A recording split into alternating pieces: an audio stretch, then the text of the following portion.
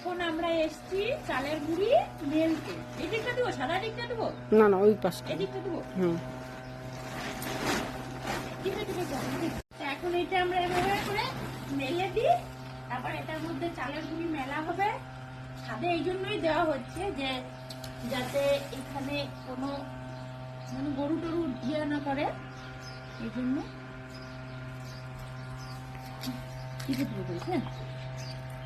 ইয়ে করেছে। এখানে কত কেজি আছে? 10 কেজি হবে না? 15 কেজি।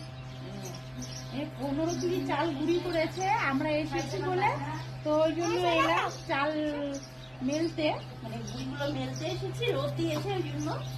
এবার এটা ঢেলে দেবো, ঢেলে টিপে টিপে করে ঢেলে দেবো এগুলো, কারণ খুব সুন্দর রোদ দিয়েছে। আর এটা মেলে না দিলে নষ্ট হয়ে যাবে। এটা মানে বিকেলে তুলে নেবো, যখন রোদটা চলে যাবে তখন মেলে দেবো, তুলে নেবো তখন।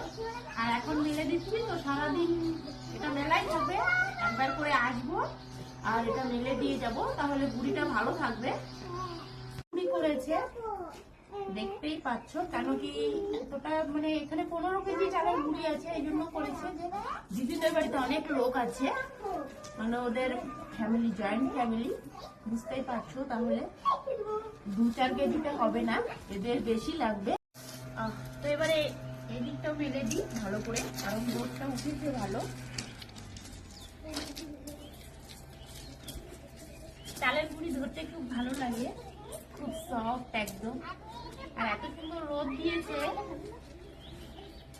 এখানে দিলে গুঁড়িটা ভালো থাকবে। যদিও এটা সাদা জিনিস, তো এটা সেফটি ভাবে না দিলে এটাতে নোংরা টোংরা যেতে পারে। যদি নিচে দেওয়া হয়, নিচেও রোদ আছে কিন্তু গাছের পাতা টাতা পড়তে পারে। আর এখানে ছাদে গাছের পাতা পড়বে না, তো আমি ওদিকটাও মেলে দেবো। এটা ভালো করে মেলে না দিলে এটা নষ্ট হয়ে যাবে গুঁড়িটা, ওই জন্য এটা ভালো করে মেলতে হবে। তো দেখো আমি ভালো করে মেলে দিচ্ছি। এটা